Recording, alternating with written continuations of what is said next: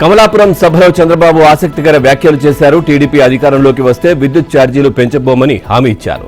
కడప జిల్లా కమలాపురంలో నిర్వహించిన రా కదలిరా సభలో ఆయన ప్రసంగించారు. రాయలసీమను అన్ని విధాలా అభివృద్ధి చేస్తామని హామీ ఇచ్చారు. చెల్లికి న్యాయం చేయలేని వారు ప్రజలకేం చేస్తారని ప్రశ్నించారు. విలువలు లేని వ్యక్తులు రాజకీయాలకు అనర్హులని ధ్వజమెత్తారు. గతంలో ఇచ్చిన సంక్రాంతి కానుక, క్రిస్మస్ గిఫ్ట్, రంజాన్ తోఫా ఏమయ్యాయని చంద్రబాబు ప్రశ్నించారు. వైసీపీ నేతలు ఇసుక నుంచి తైలం తీస్తారని చంద్రబాబు వ్యాఖ్యానించారు. పెన్నా నది నుంచి ఇసుకను దొంగ రవాణా చేస్తున్నారని ఆరోపించారు. 40 లక్షల మంది భవన నిర్మాణ కార్మికుల పొట్టకొట్టి జగన్ పొట్ట నింపుకుంటున్నారని చంద్రబాబు ఆవేదన వ్యక్తం చేశారు. ఇక వైసీపీ ప్రభుత్వం వచ్చాక నాసిరకం మద్యం వచ్చిందన్నారు. జగన్ మందుబాబులను మోసం చేశారని ధ్వజమెత్తారు. ఎడాపెడా ఆర్టీసీ కరెంటు ఛార్జీలు పెంచి సామాన్యుల నడ్డి విరిచారని చంద్రబాబు ధ్వజమెత్తారు. చెత్తపై పన్ను వేసిన సీఎంగా జగన్ చరిత్రలో నిలిచిపోతారని ఎద్దేవా చేశారు. వైసీపీ వచ్చాక బాదుడే బాదుడు అధికమైందన్నారు. ఎన్నికలకు ముందు 200 యూనిట్ల లోపు విద్యుత్ ఉచితమన్నారు. ఇచ్చారా అని వైసీపీ నేతలను చంద్రబాబు ప్రశ్నించారు. సీఎం జగన్ పై టీడీపీ అధినేత చంద్రబాబు ధ్వజమెత్తారు. వైసీపీ అరాచకాలతో రాష్ట్రంలో ఏ వర్గము సంతోషంగా లేదని పేర్కొన్నారు. వైసీపీ ప్రభుత్వానికి కౌంట్ డౌన్ మొదలైందన్నారు.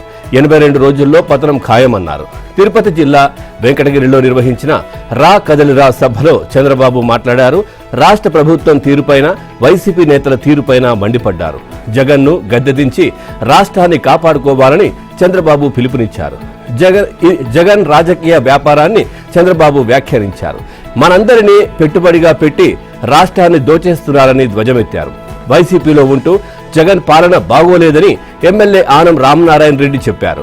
ప్రజాహితం కోసం మాట్లాడితే ఆయన్ను దూరం పెట్టారని చంద్రబాబు విచారం వ్యక్తం చేశారు. సీనియర్లను కూడా లెక్క చేయని అహంకారం జగన్ కు ఉందన్నారు. 1000 తప్పులు చేసే సీఎంను ఇంకా భరించాలా అని ఆయన ప్రశ్నించారు. జీతం కోసం అడిగితే ఉద్యోగులు జైలుకు వెళ్లే పరిస్థితి ఏపీలో నెలకొందని చంద్రబాబు విచారం వ్యక్తం చేశారు.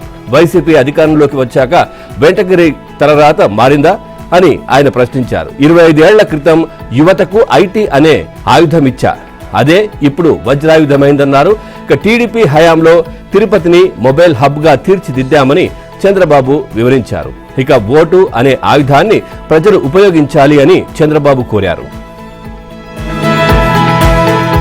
సుప్రీంకోర్టు సంచలన వ్యాఖ్యలు చేసింది. జగన్ అక్రమాస్తుల కేసులో విచారణ ఆలస్యమైందుకని ప్రశ్నించింది. ఇక సీఎం జగన్ బెయిల్ రద్దు సహా ఇతరులపై నమోదైన కేసులను సుప్రీంకోర్టు విచారించింది. ఇక జగన్ కేసుల విచారణను తెలుగు రాష్ట్రాల నుంచి బదిలీ చేయాలని ఎంపీ రఘురామ వేరువేరుగా పిటిషన్లు దాఖలు చేశారు. వాటిపై సుప్రీంకోర్టు విచారణ జరిపింది. ఇక జగన్ అక్రమాస్తుల కేసుల విచారణ ఎందుకు ఆలస్యమవుతోందని సర్వోన్నత న్యాయస్థానం ప్రశ్నించింది. ఇందుకు తాము బాధ్యులం కాదని సిబిఐ తరపు సొలిసిటర్ జనరల్ తుషార్ మెహతా చెప్పారు. బాధ్యత వహిస్తారని ఇక జస్టిస్ సంజీవ్ ఖన్నా, జస్టిస్ దీపాంకర్ దత్తా ధర్మాసనం ప్రశ్నించింది.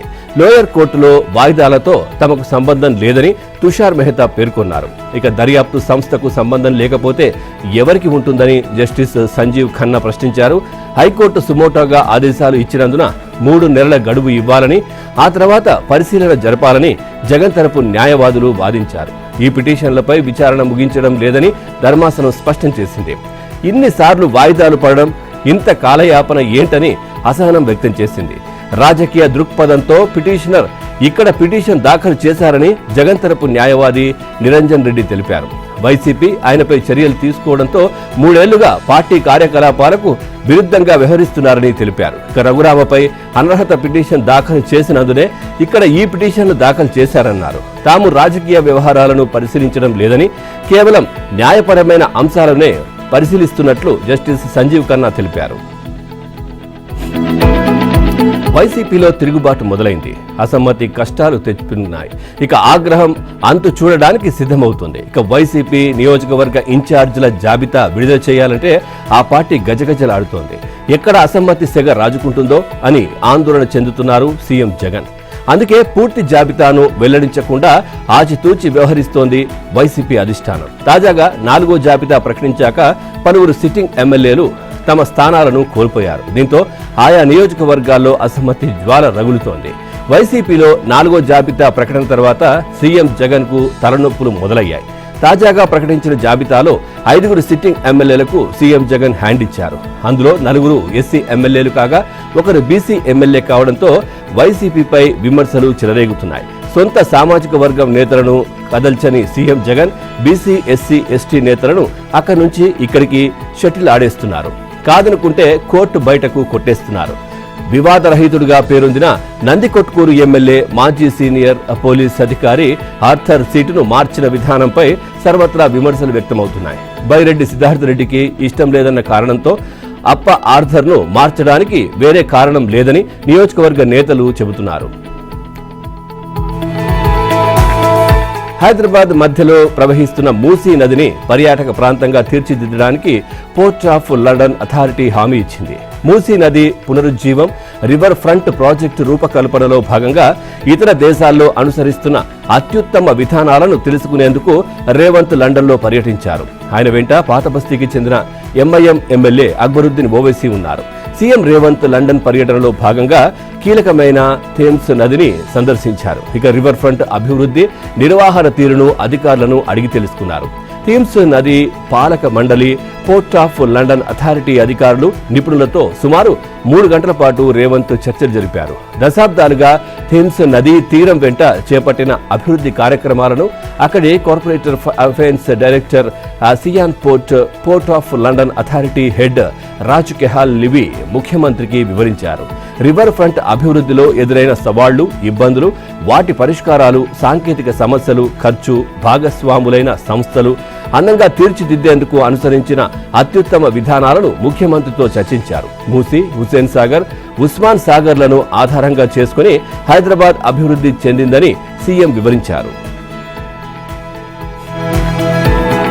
అంబేద్కర్ 210 అడుగుల విగ్రహాన్ని సీఎం జగన్మోహన్ రెడ్డి ఆవిష్కరించారు. విజయవాడ స్వరాజ్య మైదానంలో ఏర్పాటు చేసిన అంబేద్కర్ విగ్రహాన్ని సీఎం ఆవిష్కరించి జాతికి అంకితం చేశారు.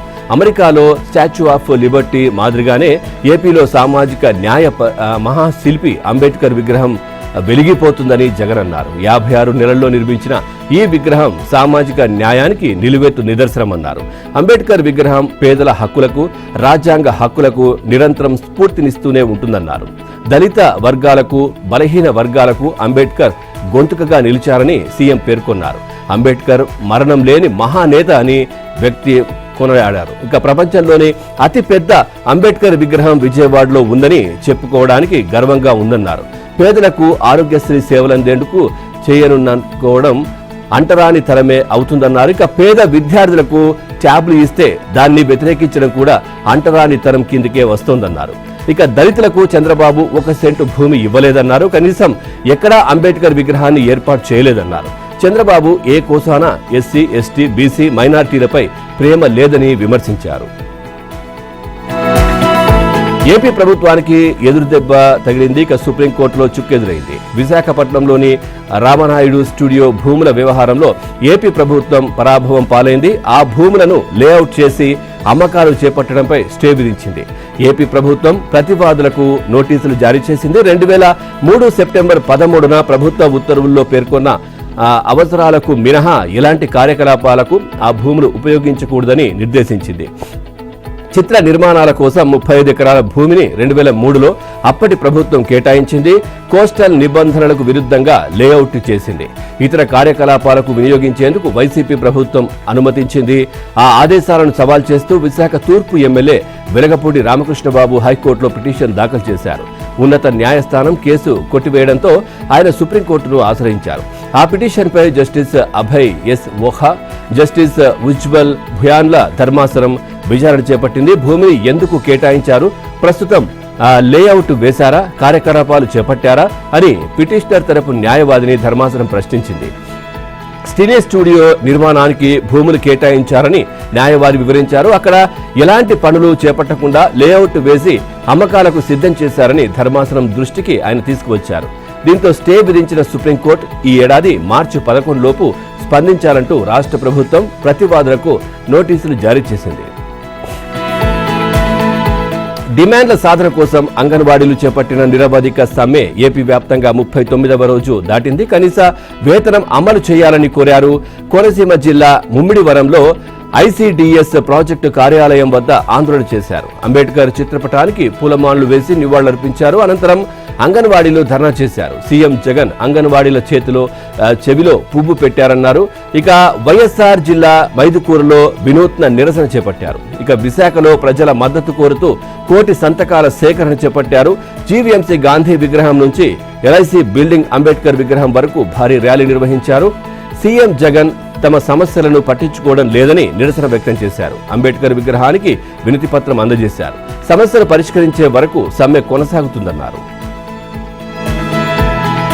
అంగన్వాడీ కార్యకర్త హఠాన్మరణం చెందారు. కోనసీమ జిల్లా ఆత్రేయపురంలో అంగన్వాడీ కార్యకర్త శాంతకుమారికి గుండెపోటు రావడంతో మృతి చెందారు. కొత్తపేట ఐసీడీఎస్ కార్యాలయం వద్ద నిరసనకు వెళ్తుండగా ఆమెకు ఛాతీలో నొప్పి వచ్చింది. అస్వస్థతకు గురైన ఆమెను ఆసుపత్రికి తరలిస్తుండగా మార్గమధ్యలో మృతి చెందారు. ఎన్నికల ముందు సీఎం జగన్ తమకు ఇచ్చిన హామీని నెరవేర్చాలని కోరుతూ అంగన్వాడీలు 39 రోజులుగా నిరవధిక సమ్మె చేస్తున్నారు. ఇక పండుగలు పబ్బాలు లేకుండా కథం తొక్కుతున్నా ప్రభుత్వం స్పందించడం లేదు. శాంతకుమారి సైతం క్రమం తప్పకుండా ప్రతిరోజు సమ్మెలో పాల్గొనేందుకు సహచర అంగన్వాడీలు చెబుతున్నారు. అయోధ్యలో ఆధ్యాత్మిక సందడి వెల్లువిరుస్తోంది. విగ్రహ ప్రాణ ప్రతిష్ఠ నేపథ్యంలో దేశవ్యాప్తంగా పండుగ సందడి నెలకొంది. చారిత్రాత్మక ఘట్టాన్ని తిలకించేందుకు దేశ నలుమూలల నుంచి ప్రముఖులు అయోధ్యకు చేరుకుంటున్నారు. ఈ నెల 22న జరగనున్న విగ్రహ ప్రాణ ప్రతిష్ఠ నేపథ్యంలో పెద్ద ఎత్తున ప్రముఖులు, సాధువులు, సాధారణ భక్తులు ఇక్కడికి చేరుకుంటున్నారు. ఉత్తరప్రదేశ్ ముఖ్యమంత్రి యోగి ఆదిత్యనాథ్ అయోధ్యకు చేరుకున్నారు.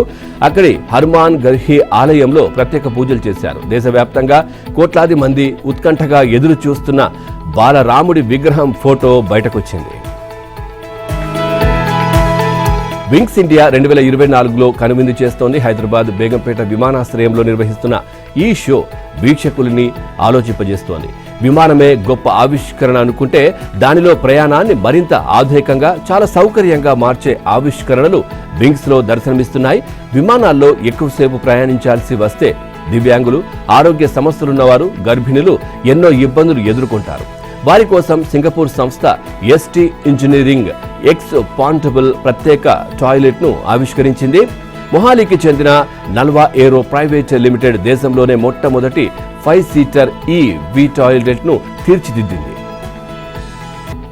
ఏపీలో ఎన్నికలు సమీపిస్తున్న నేపథ్యంలో రాజకీయ సమీకరణాలు శరవేగంగా మారుతున్నాయి. జనసేన అధినేత పవన్ కళ్యాణ్తో మచిలీపట్నం ఎంపీ వల్లభనేని బాలశౌరి ఇప్పటికే భేటీ అయ్యారు. వైసీపీకి రాజీనామా చేసిన ఆయన జనసేనలో చేరనున్నట్లు ఇటీవల బాలశౌరి ప్రకటించారు. హైదరాబాద్లో పవన్తో బాలశౌరి తాజాగా భేటీ అయ్యారు. ఏపీలో తాజా రాజకీయ పరిస్థితులపై వీరిద్దరూ చర్చించినట్లు సమాచారం. వెంకటగిరి ఎమ్మెల్యే ఆనం రామనారాయణ రెడ్డి కీలక వ్యాఖ్యలు చేశారు. రాష్ట్రంలో ప్రజాస్వామ్య పరిరక్షణకు నాంది పలికింది ఉమ్మడి నెల్లూరు జిల్లాయేనని ఆయన ప్రకటించారు. ఈ జిల్లా నుంచే 3 ఎమ్మెల్యేలు అధికార పార్టీని వీడి టీడీపీ అధినేత చంద్రబాబుతో నడిచేందుకు వచ్చామన్నారు. ఇక వెంకటగిరిలో నిర్వహించిన రా కదలిరా సభలో ఆయన మాట్లాడారు. రాష్ట్రంలో వైసీపీ అధికారంలోకి వచ్చినప్పటి నుంచి అరాచకాలు హద్దు మీరాయన్నారు. అధికారంలోకి వచ్చిన 6 నెలల్లోనే వైసీపీ మాఫియా గ్యాంగులు చెలరేగిపోయాయని ఆనం ఆరోపించారు. కృష్ణా ప్రాజెక్టులు చేజారకుండా చూసుకోవాలని ముఖ్యమంత్రి రేవంత్ రెడ్డి సూచించారు. కృష్ణా ప్రాజెక్టుల పరిరక్షణకు ప్రత్యేక చర్యలు చేపట్టాలని నీటిపారుదల శాఖ మంత్రి ఉత్తమ్ కుమార్ రెడ్డిని ఆదేశించారు. ఒక్క ప్రాజెక్టును కూడా కృష్ణా నది యాజమాన్య బోర్డుకు అప్పగించరాదన్నారు. లండన్ పర్యటనలో ఉన్న సీఎం రేవంత్ ఉత్తమ్తో ఫోన్లో మాట్లాడారు. న్యూఢిల్లీలో కేంద్ర జలశక్తి శాఖ నిర్వహించిన సమావేశం అనంతర పరిణామాలపై ఆరా తీశారు. తెలుగు రాష్ట్రాల అధికారులతో జరిగిన ఆ సమావేశంలో వివిధ అంశాలపై చర్చించారు. ఏపీలో కాంగ్రెస్ పగ్గాలు చేపట్టడానికి వైఎస్ షర్మిల సిద్ధమవుతోంది. ఏపీ కాంగ్రెస్ కమిటీ అధ్యక్షురాలిగా వైఎస్ షర్మిల రేపు విజయవాడలో బాధ్యతలు నిర్వహించనున్నారు. నేడు హైదరాబాద్ నుంచి ప్రత్యేక విమానంలో బయలుదేరి ఇడుపులపాయకు చేరుకుంటారు. అక్కడ తన తండ్రి వైఎస్ రాజశేఖర రెడ్డి సమాధి వద్ద నివాళులర్పిస్తారు. ప్రత్యేక విమానంలో షర్మిలతో పాటు రాజ్యసభ మాజీ సభ్యుడు కేవీపీ రామచంద్రరావు, సిడబ్ల్యూసీ సభ్యుడు ఎన్ రఘువీరారెడ్డితో సహా పలువురు కేంద్ర మాజీ మంత్రులు, పిసిసి వర్కింగ్ ప్రెసిడెంట్లు మస్తాన్ వలి, శుంకర్ పద్మశ్రీ, జంగా గౌతమ్, తులసిరెడ్డి ఇడుపులపాయ వెళ్తారు. రేపు కడప నుంచి ప్రత్యేక విమానం ద్వారా షర్మిల గన్నవరం విమానాశ్రయానికి చేరుకుంటారు. అనంతరం విజయవాడలో ఒక ఫంక్షన్ హాల్లో నిర్వహించే కార్యక్రమంలో ప్రదేశ్ కాంగ్రెస్ కమిటీ అధ్యక్షురాలిగా షర్మిల బాధ్యతలు స్వీకరిస్తారు. బీజేపీపై కాంగ్రెస్ అగ్రనేత రాహుల్ గాంధీ భగ్గుమన్నారు. గిరిజనులకు విద్య, ఇతర అవకాశాలను దూరం చేయడానికి బీజేపీ ప్రయత్నిస్తోందని ఆరోపించారు. అసోంలో ఆయన భారత్ జోడో న్యాయ్ యాత్ర నిర్వహించారు. వనరుల మీద ఆదివాసీల హక్కులను కాంగ్రెస్ గుర్తిస్తుందన్నారు. అటవీ పుత్రులు అభివృద్ధి చెందడం అసోం రాష్ట్ర ప్రభుత్వానికి ఇష్టం లేదని ఆరోపించారు. గిరిజనుల భూములను బీజేపీ ప్రభుత్వాలు లాక్కుంటున్నాయని ఆరోపించారు. తెలంగాణలో మెరుగైన పాలన అందించేందుకు కాంగ్రెస్ కసరత్తు ప్రారంభించింది. పాలనపై పట్టు సాధించేందుకు ఇప్పటికే వ్యూహాత్మకంగా అడుగులు వేసింది. పరిపాలనను ప్రక్షాళన చేసేందుకు కాంగ్రెస్ సిద్ధమైంది. కోడికత్తి కేసు శ్రీను కుటుంబ సభ్యుల దీక్షా స్థలి వద్ద ఉద్రిక్తత నెలకొంది. దీక్షా స్థలికి వచ్చిన ఫంక్షన్ హాల్ నిర్వాహకులు దీక్షకు ఇచ్చిన గడువు ముగిసిందని సెలవిచ్చారు. ఇక తక్షణమే అక్కడి నుంచి వెళ్లిపోవాలని సూచించారు. అక్కడికి చేరుకున్న విపక్ష నేతలు శ్రీను కుటుంబానికి సంఘీభావం తెలిపారు. విపక్ష నేతలు వచ్చిన సమయంలో ఫంక్షన్ హాల్లో కరెంటు నిలిపివేశారు. పోలీసుల ఒత్తిడితోనే కరెంటు ఆపారంటూ దళిత సంఘాలు, సమతా సైనిక్ దళ్ ప్రతినిధులు ఆగ్రహం వ్యక్తం చేశారు. దీక్షా శిబిరం వద్ద పోలీసులు భారీగా మోహరించారు. డ్రగ్స్ ముఠా గుట్టు రట్టయింది. రాజస్థాన్ నుంచి హైదరాబాద్ కు డ్రగ్స్ తరలిస్తున్న ముఠా పట్టుబడింది. నిందితులను రాచకొండ పోలీసులు అరెస్ట్ చేశారు. వారి నుంచి ₹1,00,00,000 విలువైన 150 గ్రాముల హెరాయిన్, 32 గ్రాముల MDMA డ్రగ్స్ ను పోలీసులు స్వాధీనం చేసుకున్నారు. నిందితులు రాజస్థాన్కి చెందిన వారిగా గుర్తించారు. నిందితులు మొదట డ్రగ్స్ కి బానిసై ఆ తర్వాత డ్రగ్స్ పెడ్లర్స్ గా మారారని రాచకొండ సిపి సుధీర్ బాబు తెలిపారు. బీఆర్ఎస్ దిద్దుబాటు చర్యలకు ఉపక్రమించింది. బీఆర్ఎస్ పునర్వ్యవస్థీకరణకు పార్టీ నేతలు సిద్ధమయ్యారు. ఇప్పటికే గులాబీ బాస్ నడుం బిగించారు. పంచాయతీ టు పోలిట్ బ్యూరో వరకు కమిటీలను ప్రక్షాళన చేసేందుకు కేసీఆర్ కసరత్తు చేస్తున్నారు. గ్రామస్థాయి నుంచి పార్టీ నిర్మాణం కోసం కారు పార్టీ అధినేత దృష్టి సారించారు. అసెంబ్లీ ఎన్నికల్లో ఓటమి నుంచి బీఆర్ఎస్ ఇంకా తేరుకోలేకపోతోంది. బీఆర్ఎస్ శ్రేణులు నైరాశ్యంలో ఉన్నారు. అసెంబ్లీ ఎన్నికల ఫలితాలతో పార్టీ నేతలు డీలాపడ్డారు.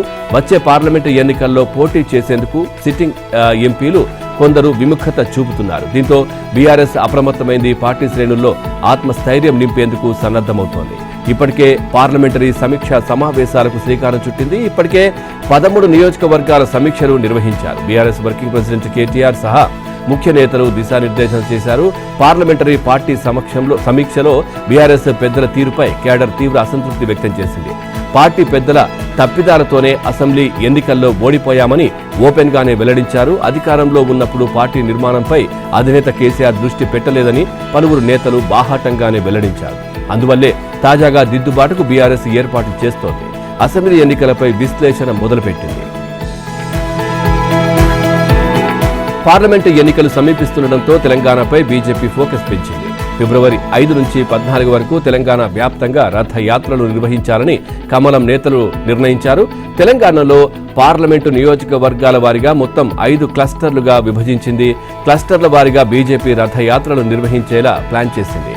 పార్లమెంటు ఎన్నికల్లో గెలిపే లక్ష్యంగా వ్యూహాలు రచిస్తున్నారు కమలనాథులు.